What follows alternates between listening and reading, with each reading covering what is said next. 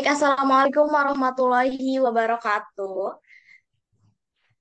Salam sejahtera untuk kita semua. Selamat pagi, Bapak Dadang, selaku dosen pengampu mata kuliah pengelolaan pendidikan. Dan selamat pagi untuk teman-teman semua.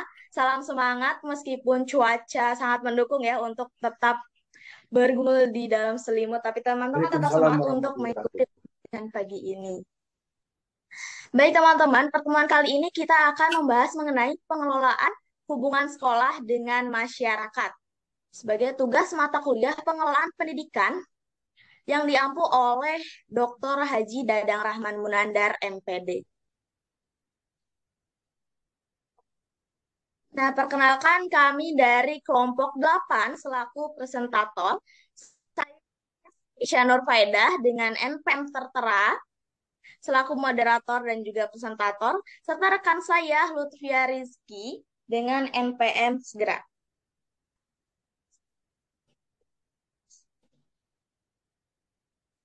Oke, tanpa menunggu lebih lama lagi, langsung saja kita ke materi. Yang pertama mengenai materi pengertian pengelolaan hubungan sekolah dengan masyarakat.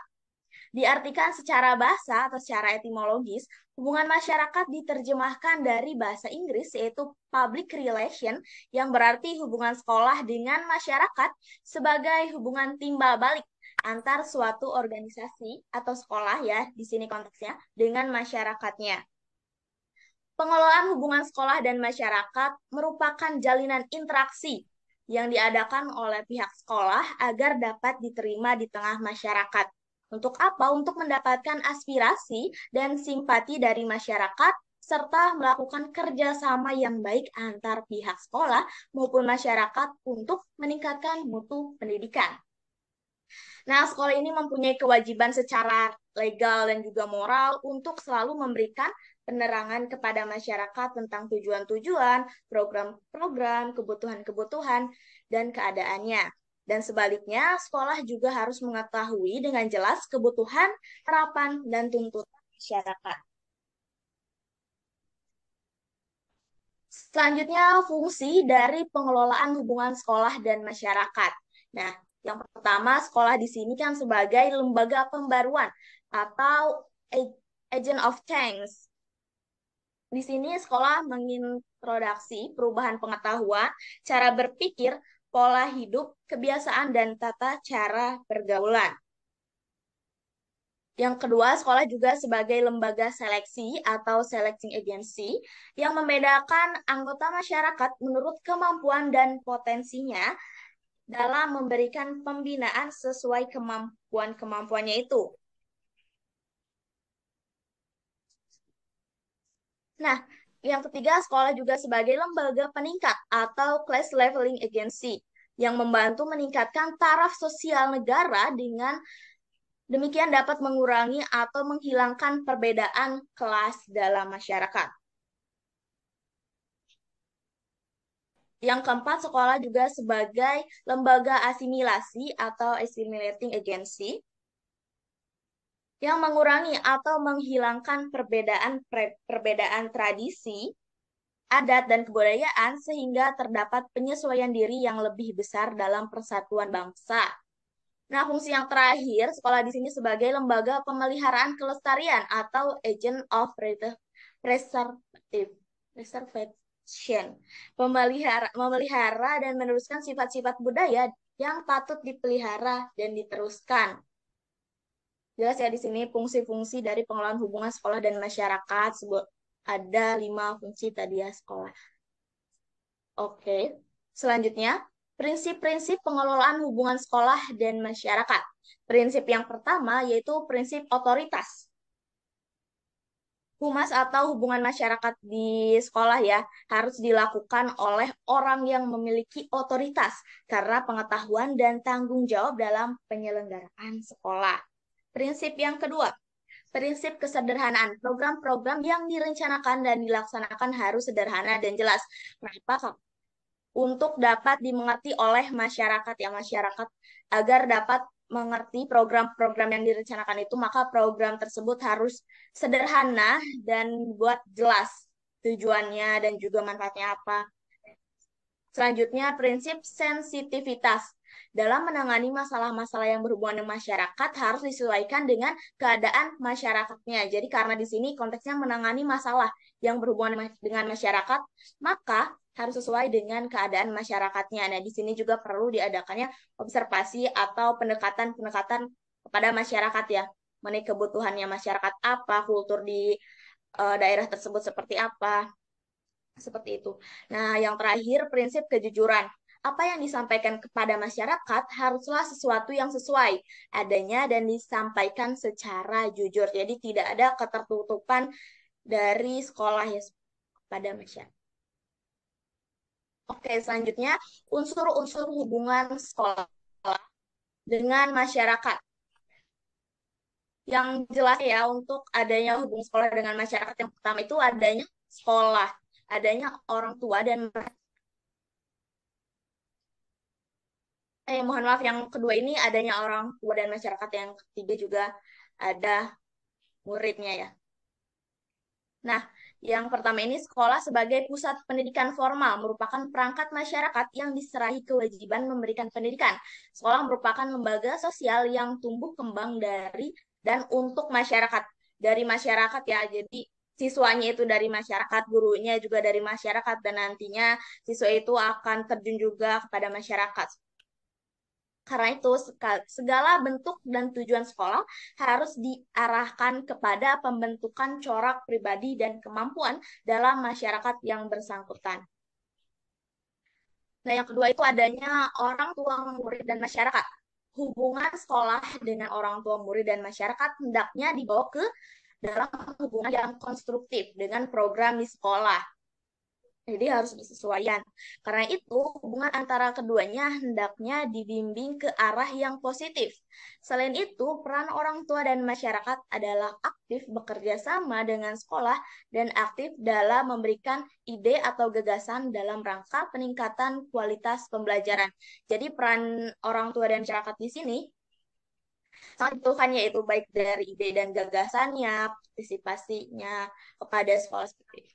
Nah, yang terakhir di sini bukan orang tua murid dan masyarakat ya, tapi muridnya atau siswanya. Nah, murid ini berasal dari lingkungan masyarakat, yaitu keluarga yang memperoleh ilmu, pengetahuan, dan pendidikan dari persekolahan dengan perantara guru. Adapun peran guru untuk masyarakat, oh, di sini itu guru, murid dan guru ya seharusnya teman-teman. Adapun peran guru untuk masyarakat adalah mengajak orang tua dan anggota masyarakat terlibat di kelas serta berkomunikasi secara berkala dengan orang tua tentang kemajuan anak mereka dalam belajar dan berprestasi. Nah, biasanya di akhir semester itu ada raport ya, ada raport itu sebagai laporan hasil belajar siswanya yang nantinya akan sebagai laporan gitu, agar orang tuanya mengetahui perkembangan dari anaknya, dari siswa tersebut. Ada juga sekolah yang mengadakan kunjungan ke rumah-rumah siswanya itu yang berkomunikasi dengan orang tua, itu juga sebagai bentuk hubungan sekolah. Ya. Oke, selanjutnya fungsi dan manfaat. Fungsi dan manfaat dari hubungan sekolah dengan masyarakat. Nah, fungsi yang pertama yaitu meningkatkan keimanan dan ketakwaan melalui ibadah, melaksanakan ibadah sesuai tuntutan agamanya, terciptanya budaya rutinitas sekolah membaca kitab suci. Selanjutnya, melaksanakan kegiatan ekstrakurikuler secara rutin, berkualitas dan berprestasi, memfasilitasi pengembangan bakat dan potensi warga sekolah. Nah, manfaatnya ini bentuk dari fungsinya ya, meningkatkan keimanan dan ketakwaan kepada ibadah. Melalui ibadah, melaksanakan ibadah sesuai tuntutan agamanya, terciptanya budaya rutinitas membaca kitab suci ini berhubungan dengan pembentukan karakter dari siswanya. Serta memfasilitasi pengembangan bakat dan potensi warga. Nah, oke, selanjutnya landasan dan kebijakan mengenai pengelolaan hubungan sekolah dan masyarakat. Nah, konsep hubungan sekolah dengan masyarakat tercantum dalam Undang-Undang Nomor 20 tahun 2003. Yang pertama, memberikan informasi dan menyampaikan ide atau gagasan kepada masyarakat atau pihak-pihak lain melakukannya. Yang kedua, membantu pemimpin mempersiapkan bahan-bahan tentang permasalahan dan informasi yang akan disampaikan atau yang menarik perhatian masyarakat pada saat tertentu. Yang ketiga, melaporkan tentang pikiran-pikiran yang berkembang dalam masyarakat tentang masalah pendidikan. Yang terakhir, menyusun rencana bagaimana cara-cara memperoleh bantuan baik material maupun dukungan moral. Baik, sekian yang dapat saya sampaikan. Selanjutnya akan dilanjutkan oleh presentator kedua kepada Lutfia Rizky Sepsil.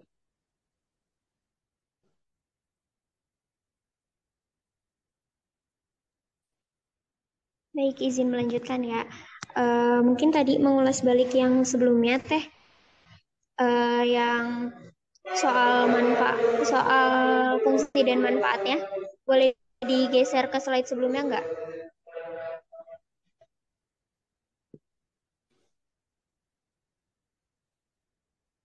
Oke, izin menambahkan ya untuk fungsi dan manfaat. Nah, untuk fungsi dan manfaat ini meningkatkan keimanan dan ketakwaan melalui ibadah. Maksudnya di sini adalah program-program yang dilakukan sekolah, mungkin dilakukan untuk meningkatkan keimanan dan ketakwaan siswa. Kenapa? Kenapa dihubungkan dengan masyarakat? Karena mungkin beberapa sekolah menggunakan fasilitas umum ibadah yang ada pada masyarakat, seperti masjid atau gereja yang dekat sekolah.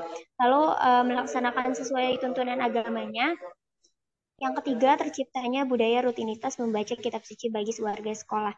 Nah, banyak sekali sekolah-sekolah yang telah menerapkan berdoa, menyanyikan lagu wajib, dan membacakan kitab sucinya sebelum melakukan sekolah. Nah, itu tuh hal tersebut penting menurut saya karena di setiap program sekolah pun butuh dukungan dari masyarakat karena saat pembacaan kitab suci kita melibatkan masyarakat yang memang berhubungan dengan religius mahasiswa.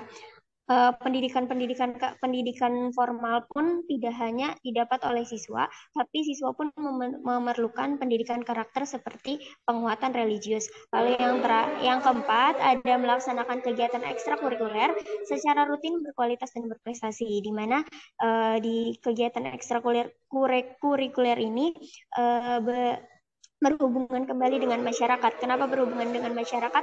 Banyak sekali minat-minat dan bakat-bakat mahasiswa yang memang digali untuk meningkatkan hard skill seorang siswa atau peserta didik yang memang membutuhkan pelatih dari masyarakat. Jadi masyarakat di sini bukan hanya masyarakat halayak umum yang memang kita bertemu sahabat sosial gitu, tapi masyarakat yang memang mempunyai peran penting seperti pada masyarakat ilmu agama. Lalu untuk pengembangan hard skill bisa kita temukan pelatih, itu kan termasuk masyarakat. Lalu yang terakhir ada memfasilitasi pengembangan bakat dan potensi warga sekolah. Mungkin berhubungan kembali dengan beberapa hal hard skill dan soft skill seorang peserta didik. Boleh dilanjut ya?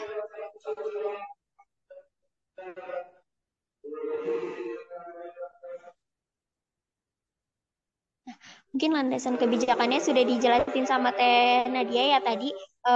Landasan dan kebijakan antara pengelolaan hubungan masyarakat dan sekolah itu tercantum pada UU nomor 20 tahun 2003 tentang sistem pendidikan nasional. Lanjut.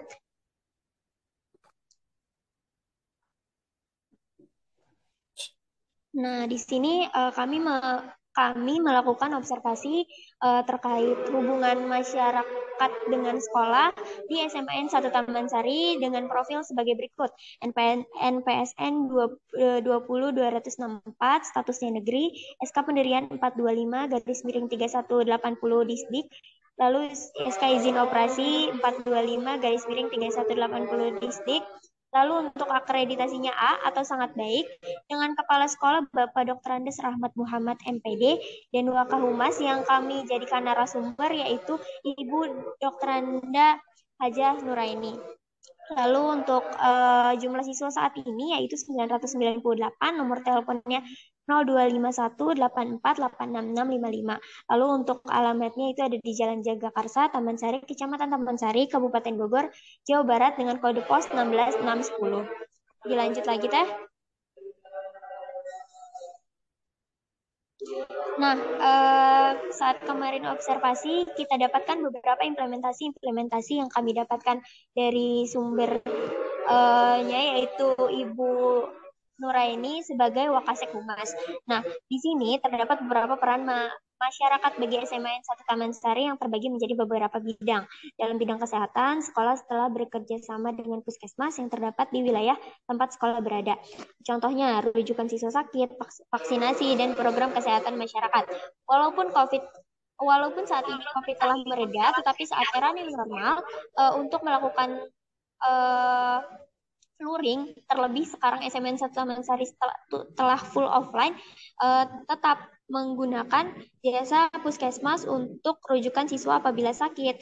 Bahkan kemarin pun mengadakan vaksinasi yang dilakukan khusus untuk siswa SMN 1 Taman Sari.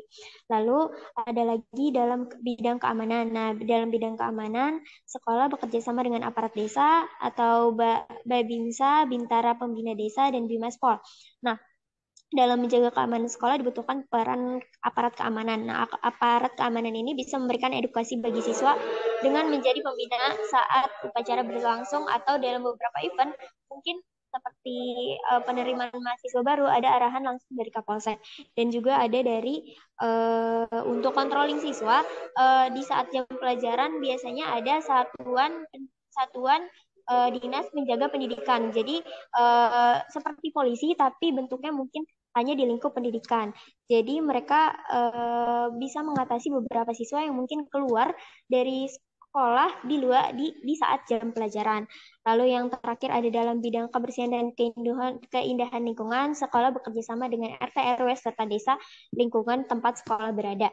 Nah, mungkin kebersihan yang dijaga mungkin bukan kebersihan sekolah saja, tapi kebersihan di mana sekolah tersebut berada. Jadi ketika suatu sekolah bertanggung jawab pada tempat pada tempat yang mereka tempati, bukan hanya kepada siswanya atau warga sekolahnya, tetapi kepada masyarakat juga lingkungan yang berada di sekitarnya. Boleh dilanjut ya? Oke, berikut ini peran yang dilakukan SMN 1 Taman Sari kepada masyarakat. Nah, mungkin tadi adalah peran masyarakat yang dilakukan oleh SMN 1 Taman Sari. Untuk SMN 1 Taman Sari, dan berikut adalah timbal balik dari SMN 1 Taman Sari yang dilakukan untuk masyarakat. Yang pertama itu memberikan informasi tentang program sekolah. Nah, program sekolah ini mungkin yang diinformasikan adalah program-program sekolah yang berhubungan dengan masyarakat langsung. Seperti seperti saat penguatan karakter, kita menggunakan beberapa tokoh masyarakat untuk membimbing suatu siswa, atau pelatih-pelatih yang berada di tokoh masyarakat untuk melatih hard skill siswa seperti melatih voli, melatih futsal, dan lain-lain. Nah, lalu menyampaikan ide atau gagasan kepada masyarakat. Tidak hanya untuk sekolah, tapi tidak hanya ide-ide yang dilakukan untuk sekolah, tapi sekolah pun bisa memberikan ide-ide atau gagasan-gagasan kepada masyarakat setempat yang memang lingkupnya bukan sekolah, karena bisa kita ketahui bahwa sekolah berada di lingkungan masyarakat tersebut. Lalu yang ketiga, menerima informasi dan aspirasi dari masyarakat yang kemudian diimplementasikan ke dalam kegiatan sekolah, di mana SMN 1 Taman Sari ini terbuka dan aware gitu terhadap beberapa saran dan aspirasi dari masyarakat setempat. Mungkin jika ada yang terganggu soal apapun itu, bisa disalurkan langsung kepada Wakahumas dan kemudian diimplementasikan dalam kegiatan sekolah. Lalu yang keempat, sekolah mengundang tokoh masyarakat setempat untuk menjadi pembicara atau pembina suatu program atau acara sekolah. Nah, seperti yang saya katakan tadi, bahwa tokoh masyarakat setempat bukan hanya bisa menjadi bagian dari implementasi hubungan masyarakat dan sekolah. Seperti tadi, Kapolsek pun menjadi tokoh masyarakat yang mungkin bisa menjadi pembina saat upacara atau memberikan arahan-arahan pada kegiatan-kegiatan tertentu di sekolah. Lalu yang kelima, program di sekolah dirancang sebaik mungkin dengan melibatkan unsur masyarakat setempat dalam penyusunan program sekolah. Yang keenam, sekolah menjalin hubungan komunikasi yang baik dengan masyarakat sehingga sekolah mendapatkan kepercayaan dari masyarakat. Yang ketujuh, mengadakan agenda rapat orang tua terkait acara maupun kebijakan-kebijakan sekolah. Nah, tadi sempat disinggung oleh Teh Nadia bahwa ada hubungan antara sekolah dan ortu murid. Mungkin di sini adalah agenda rapat orang tua yang mungkin lebih intens gitu dibanding masyarakat luas. Kalau misalnya masyarakat luas itu lebih kompleks dan lebih intensnya diadakan rapat agenda orang tua karena yang berhubungan adalah orang tua, sekolah, dan murid tersebut. Boleh dilanjut lagi, Teh?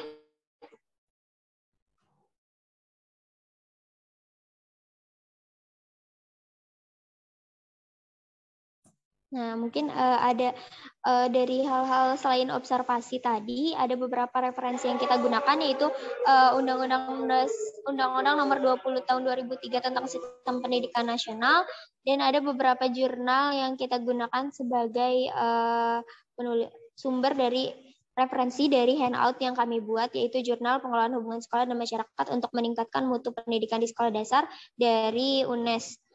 Mungkin itu saja yang bisa saya sampaikan. Saya kembalikan kepada Teh Nadia.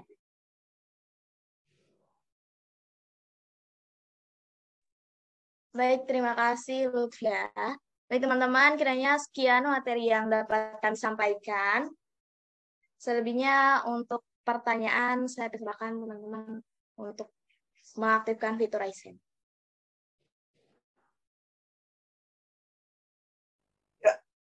Ya, silakan bertanya. Raise hand. Dicatat ya, Nadia. Di sesi screen-nya tutup dulu. Catat yang akan bertanya. Ya, yang akan bertanya catat dulu. Ya, silakan. Muhammad Lutfi dan Muhammad Ilham ada? Hadir? Muhammad Lutfi, Muhammad Ilham. Ini absennya belum diisi ya? Kalau udah diisi ya.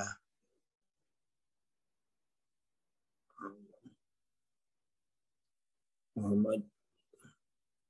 Tadi Raka sudah. Silakan bertanya. Oke, yang pertama ada Alvan. Alvan dipersilakan untuk mengajukan pertanyaan. Terima kasih kepada moderator. Saya Alvan Fadlur Rahman dari kelompok 11 izin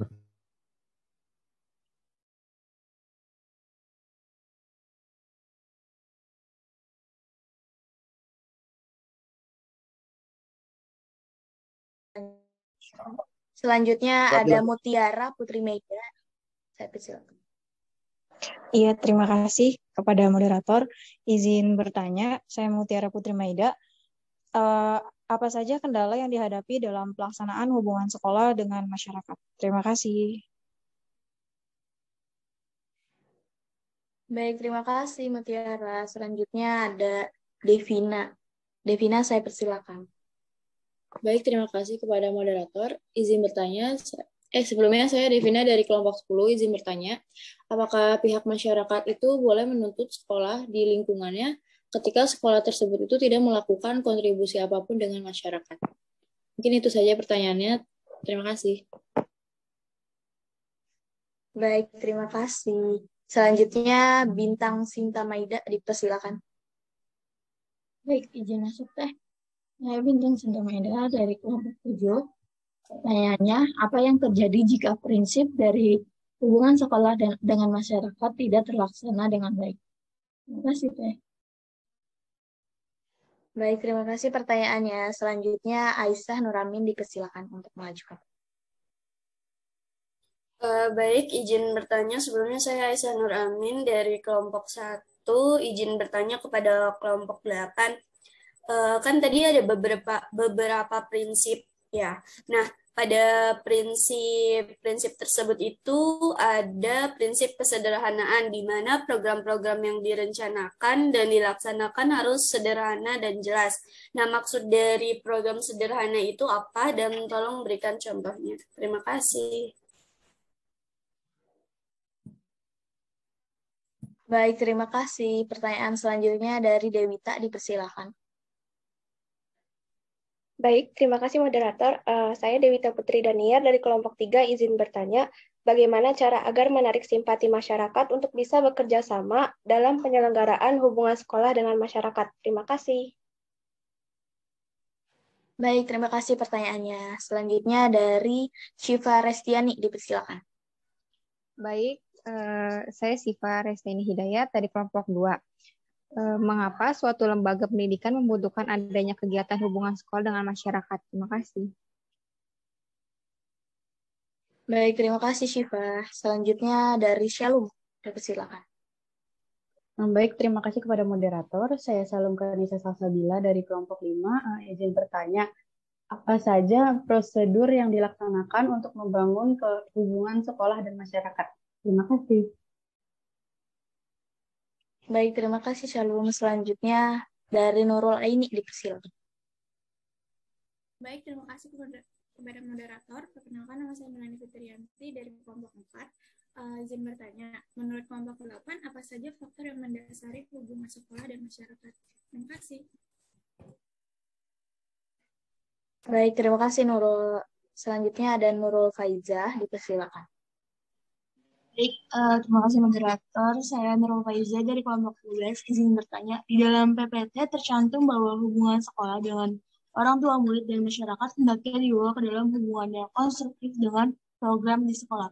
Lalu, apa saja langkah-langkah yang harus diperhatikan agar hal itu tercapai? Terima kasih. Baik, terima kasih Nurul. Selanjutnya yang terakhir dari Nova Anwari, dipersilakan. Baik, terima kasih kepada moderator. Saya Nova dari kelompok 6, izin bertanya, bagaimana cara untuk mengatasi masyarakat yang tidak berperan aktif dalam hubungan kedua pihak tersebut? Terima kasih. Baik, terima kasih pertanyaannya. Sudah 11 ya pertanyaannya. Terima kasih pada teman-teman yang sudah mengajukan pertanyaan. Oke, kami meminta waktu berdiskusi untuk menjawab pertanyaannya sekitar 5 menit ya, teman-teman. Baik, selagi berdiskusi barangkali dari Bapak Dadang ada tambahan mungkin, Pak? Ya. Pertama, coba ini ada Muhammad Lutfi dan Muhammad Ilham hadir tidak? Halo? Tidak hadir ya, nggak apa-apa. Kalau tidak hadir ya tidak usah absen ya. Yang kedua, ini saya kembali mengingatkan, jadi nanti 11 pertanyaan ini dijawab oleh semua peserta diskusi ya. Tambah satu dari saya nih, yang ke-12-nya, yaitu Anda harus mencari regulasi berkaitan dengan dengan kehumasan, ya, dengan kehumasan. Tidak harus khusus, tapi beberapa bagian dari regulasi yang di aturan itu berbicara berkaitan dengan humas sekolah. Contoh, ada Undang-Undang Kebebasan Informasi Publik ya, KIP. Cara juga menyentuh bagaimana lembaga-lembaga negara ya, institusi pemerintah tidak boleh mengkip, menyembunyikan informasi karena ada undang-undang kebebasan informasi. Tapi yang dimaksud dengan kebebasan keterbukaan informasi itu bukan semuanya harus terbuka ya. Tapi ada prosedurnya. Nah, itu salah satu contoh, coba dicari di undang-undang KIP ya. Nah, akibat ada undang-undang KIP maka ada yang disebut komisi penyiaran ya, komisi penyiaran ya. Penyiaran daerah KPI.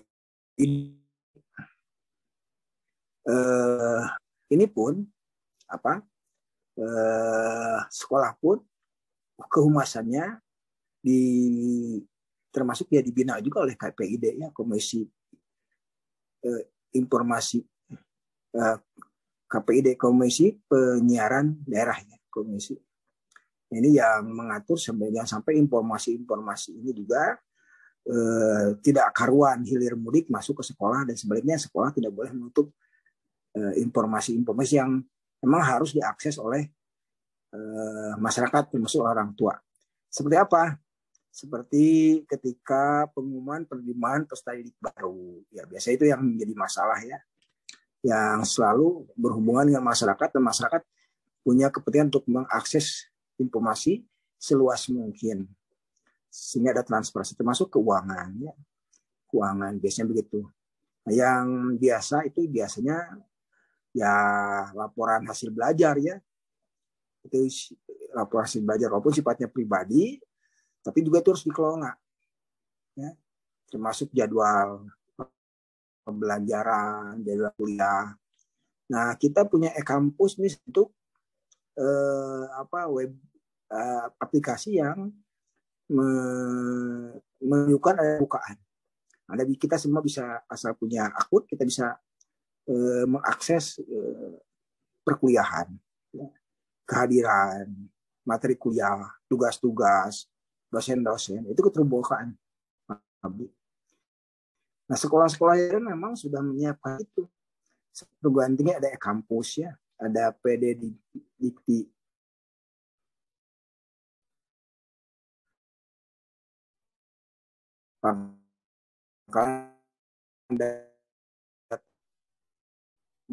Kampus di sekolah ada.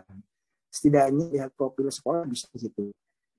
Nah, jadi sekarang ini kan dunia digital, profesi tidak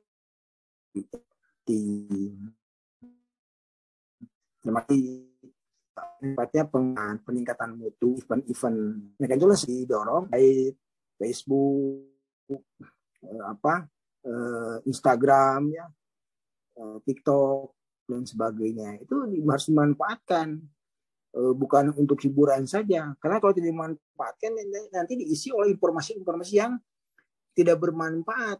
Nah, manfaatkanlah oleh kita, oleh insan pendidikannya untuk menginformasikan berbagai hal yang berkaitan dengan peningkatan mutu kan gitu. Jadi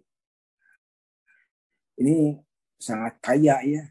Kita bisa punya channel YouTube sendiri ya, misalkan SMA tadi observasi di mana Nadia? Di SMA Negeri 1 apa? Tadi ya. SMA 1 kan, Taman Sari, Pak.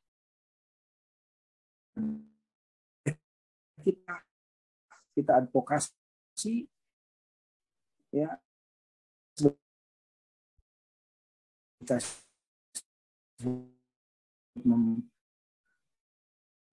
sebagai media untuk mereka ya, kita bantu jadi OSIS, TikTok, sesama peserta didik. Tinggal bagaimana Wakasekum mengatur ya, ada tidak bisa di, nah, karena kita harus menyelesaikan masih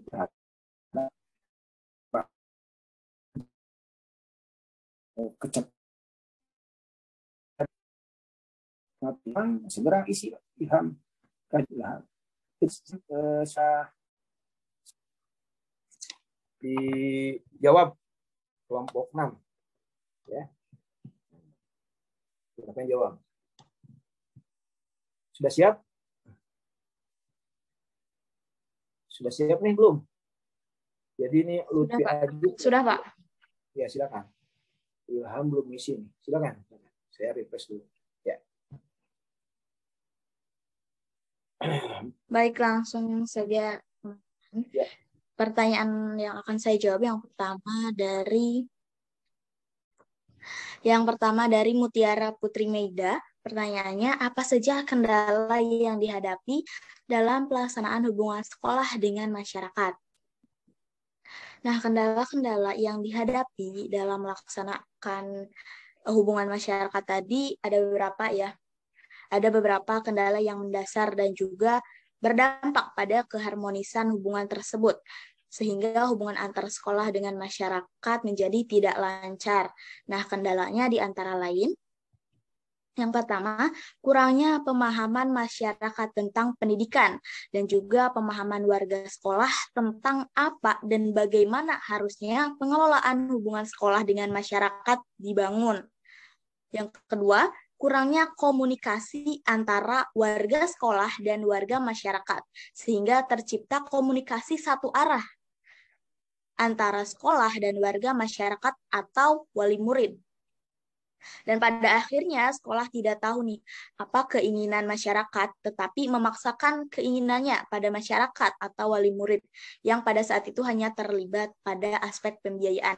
Semisal pada sekolah itu membutuhkan biaya gitu, membutuhkan suatu dana, tetapi karena komunikasi dengan orang tuanya tidak berjalan dengan lancar, tidak berjalan dua arah gitu, nanti ada miskom antara sekolah dan juga orang tua siswa. Itu juga menjadi kendala bagaimana sekolah itu dapat mengomunikasikan hal-hal tersebut kepada orang tua, kepada masyarakat, dan bagaimana masyarakat tersebut dapat menerimanya. Itu yang menjadi kendalanya. Baik, itu tadi jawaban dari pertanyaan Mutiara. Selanjutnya pertanyaan dari Alvan. Baik, selanjutnya pertanyaan dari Alvan. Apa manfaat dari pengelolaan hubungan sekolah dengan masyarakat bagi peningkatan mutu pendidikan di sekolah? Nah, keuntungan atau manfaat yang dapat diterima oleh sekolah diantaranya itu ada beberapa. Yang pertama, pengadaan sarana dan prasarana jadi lebih gampang karena adanya bantuan bisa dari dana, itu dapat terrealisasi dengan adanya kerjasama antara sekolah dengan orang tua, dengan masyarakat, atau dengan donatur-donatur. Juga ada lebih mudahnya dalam merencanakan masyarakat dan kemampuan sekolah. Dan juga dengan adanya dukungan masyarakat, program pengembangan sekolah tadi bisa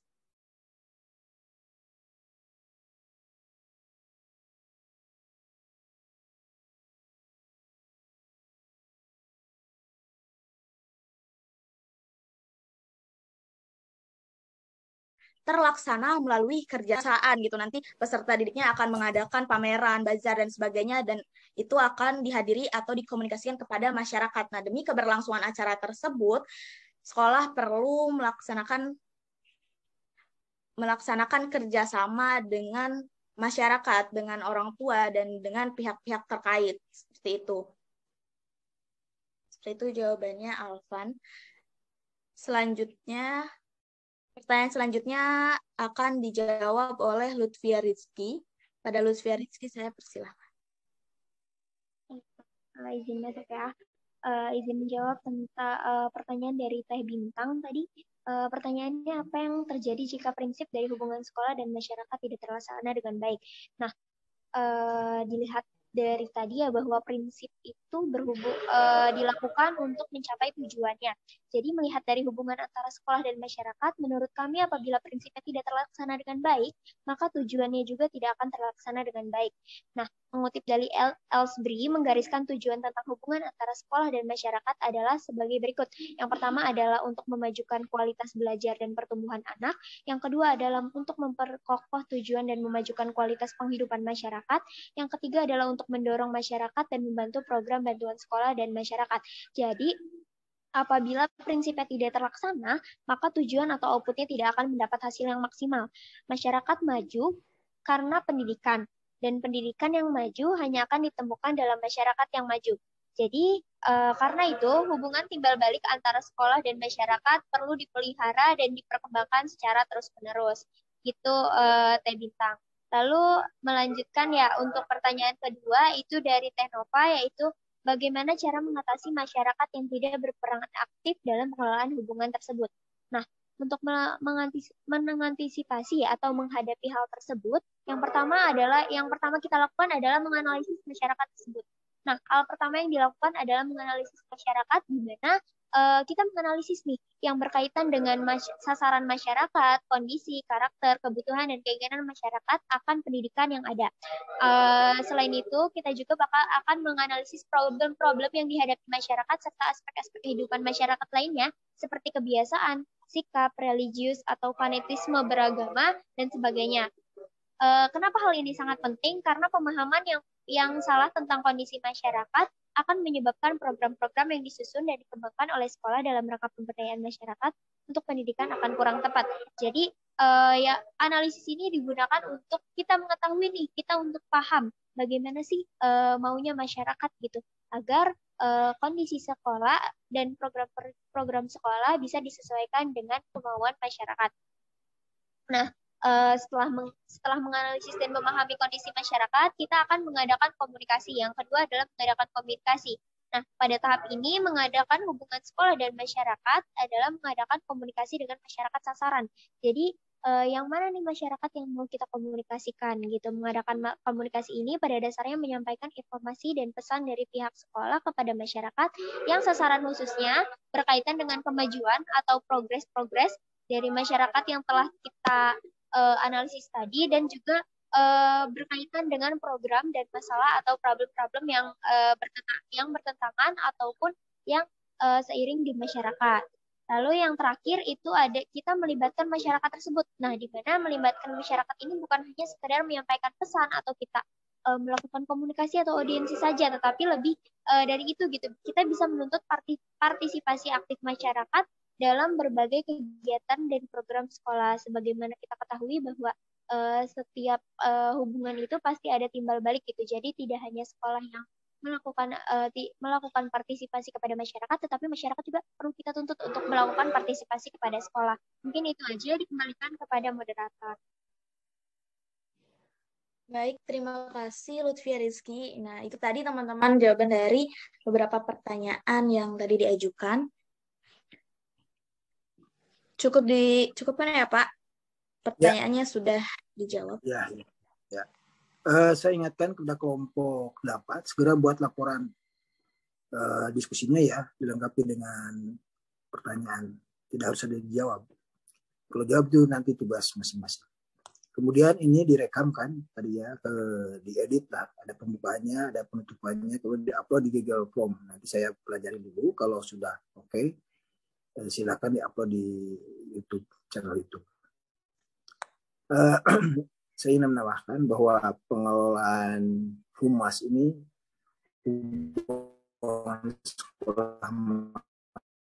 sangat penting ya, terutama berkaitan dengan kalau bicara mutu itu sebetulnya orientasinya adalah user, pengguna. Ya, siapa penggunanya? Ya masyarakat, yaitu siswa, orang tua, dan masyarakat sekitar. Jadi kalau berorientasi pada user, maka ada yang disebut dengan satisfaction atau kepuasan pelanggan. Kepuasan pelanggan itu tentu saja sangat dipenuhi oleh servis, karena ya institusi pendidikan itu adalah lembaga servis, ya, lembaga servis. Di salah satunya ya, itulah maka bagaimana humas mempunyai peran aktif menyampaikan informasi yang luas sehingga masyarakat sekitar, orang tua terutama siswa merasa bahwa apa yang dilayani oleh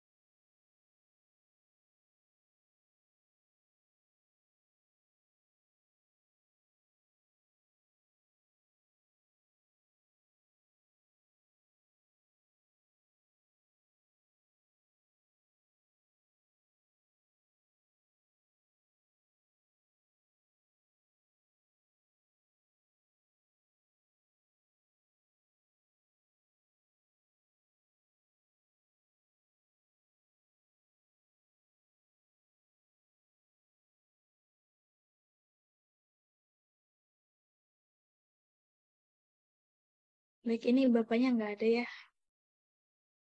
Kita cukupkan saja teman-teman untuk pertemuan kali ini. Untuk presentasinya saya tutup sekian. Kurang lebihnya kami mohon maaf. Wassalamualaikum warahmatullahi wabarakatuh.